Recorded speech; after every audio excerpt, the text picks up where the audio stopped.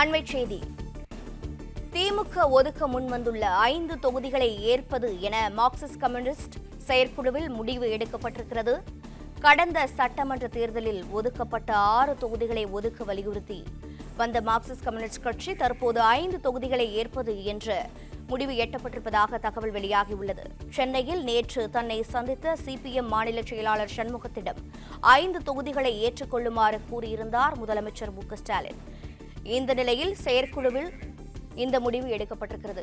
விவரங்களை தர இணைப்பில் இருக்கிறார் செய்தியாளர் மகேந்திரன். மகேந்திரன், வணக்கம். சிபிஎம்மின் முடிவு தொடர்பான தகவல்களை பதிவு செய்யலாம். திமுக கூட்டணியில் இடம்பெற்றிருக்கக்கூடிய மார்க்சிஸ்ட் கம்யூனிஸ்ட் கட்சி இதுவரை இந்த தொகுதி பங்கீடு இறுதி செய்யப்படாமல் ஒரு இழுபறி நீடித்து வந்த நிலையில் இன்றொரு முக்கிய முடிவானது எடுக்கப்பட்டிருப்பதாக தகவல் வெளியாக இருக்கிறது.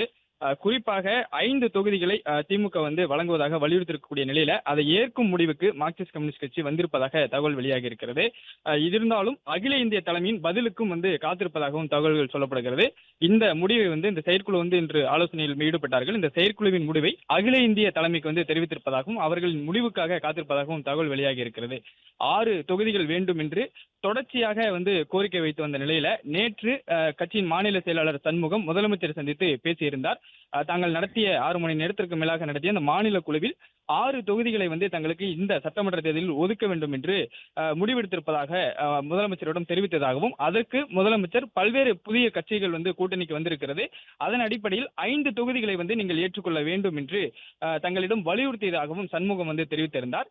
இந்த 5 தொகுதிகளை ஏற்பதா அல்லது வேறு முடிவுக்கு செல்வதா என விவாதிப்பதற்காக செயற்குழு கூடி அந்த செயற்குழுவில் முடிவெடுக்கப்படும் என்று நேற்றே தெரிவித்திருந்தார்கள். அதன்படிதான் இன்று தற்பொழுது இந்த காலை 10 மணி அளவில் தொடங்கி இந்த செயற்குழு கூட்டமானது நடைபெற்று வருகிறது. இந்த செயற்குழுவில் ஒரு முக்கிய முடிவு எடுக்கப்பட்டிருப்பதாக தகவல் வெளியாக இருக்கிறது. அதில் 5 தொகுதிகள், அதாவது திமுக வழங்குவதற்கு முன்வந்திருக்கக்கூடிய 5 தொகுதிகளை ஏற்று இந்த சட்டமன்ற தேர்தலில் மார்க்சிஸ்ட் கம்யூனிஸ்ட் கட்சி போட்டியிட முடிவெடுத்துள்ளதாகவும் அகில இந்திய தலைமைக்கு இதனை தெரிவித்திருப்பது அகில இந்திய தலைமையின் முடிவுக்காக காத்திருப்பதாகவும் தற்பொழுது தகவல் கிடைக்கப்பட்டிருக்கிறது.